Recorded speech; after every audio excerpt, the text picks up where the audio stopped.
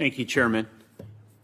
Mr. Magnus, I'd like to start off with a yes or no question. Do you believe we have a crisis at the southern border, yes or no? Senator, I'm not sure, does it really matter whether we call it a major challenge, a crisis, a big problem? I think it speaks to a level of urgency and seriousness of purpose and an understanding of the gravity of the situation. I mean, presumably one would answer the call to serve in this position because you understand the importance at this moment in history of being commissioner of CBP. So do we have a crisis at the border, yes or no? Senator, let me assure you that no one believes there is greater urgency to this matter than I do. I have been at the southern border. So it's urgent. I've heard the characterization urgent strikes the common ear as less than a crisis. Are you saying there's not a crisis at the border? Senator, I don't think I don't speak to urgent as less serious at all. In fact, is there a crisis or is there not a crisis at the border? Senator, I would say that my highest priority is going to... I didn't ask your priority. I asked to characterize the situation at the border. Is there a crisis at the border? You've been nominated to serve as commissioner to the Customs and Border Patrol agency at a time that I regard as a crisis. Are you saying there is not a crisis? Senator, what I'm certainly trying to convey is how serious I take what's happening at the border and the amount of work that I want to put into addressing it. Noted.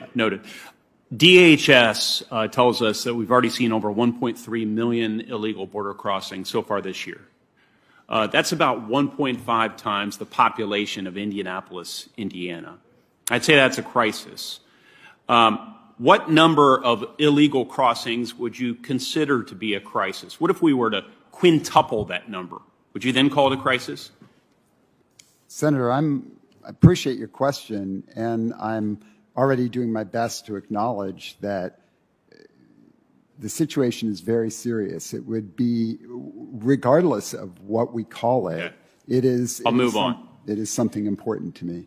So, despite the 1.3 million illegal border crossings this year, 100,000 unaccompanied minors, a massive uptick in human trafficking and drug trafficking that's taking a toll in my state and all across the country. Earlier this month, the Department of Homeland Security announced that it will terminate the remaining contracts for the southern border wall in the Rio Grande Valley. Now, look, I'm looking for a series of yes or no answers from you, sir. Do you believe that canceling such contracts at this time is a prudent choice given the dire situation on our southern border, yes or no? Senator, I'm not working for CBP right now, so I don't even know exactly which contracts we're referring to. In preparing for this hearing, you didn't familiarize yourself with that, sir? I'm sorry, Senator, but I can't tell you I'm familiar with each contract that the Border Patrol has for infrastructure. What I will tell you, sir, is that I think there is a place for infrastructure, and I think that includes in certain sections completion of barriers, wall, other things. So this is an area that I want to learn more about. It's going to. Do you think there is a role? Would you commit to reinstating the contracts once you become commissioner? Should you be confirmed?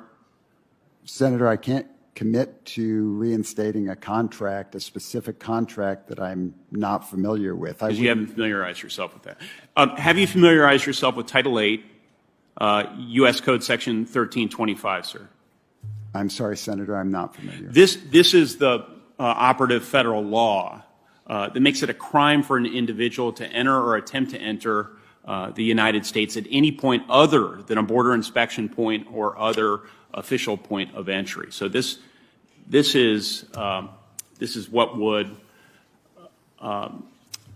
basically dictate the laws that you're enforcing and your actions as commissioner.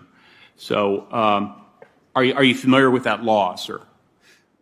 Sir, my primary responsibility as a police chief has been to be as familiar as possible with all of the laws that we're responsible for enforcing. So I can assure you that if I'm confirmed for this position, I will do the same. I'll become as familiar with. All right, those sir. laws. You're the nominee to be the commissioner of CBP, and you have not familiarized yourself with the operative immigration law. I see that as being a concern. Thank you.